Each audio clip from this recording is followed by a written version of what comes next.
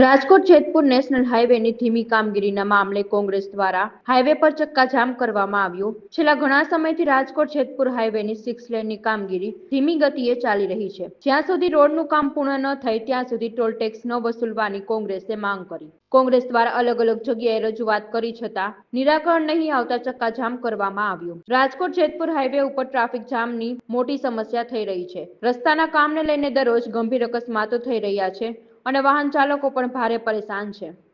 નાનજીભાઈ, આ સમસ્યા રોડ રસ્તાની છે। ટોલ ટેક્સ ઉઘરાવે છે, મત લઈ જાય છે, પાછળથી કોઈ જવાબ દેતા જ નથી।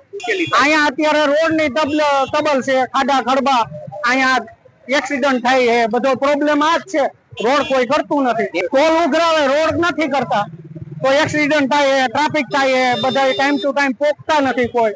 અમારે રોડ રસ્તાની માંગણી છે। અમે તો બધું આ જાહેરાત કરીએ, બધીને પબ્લિક જાહેરાત કરે છે, પણ કોઈ માનવા વાળું તો હોવું જોઈએ ને।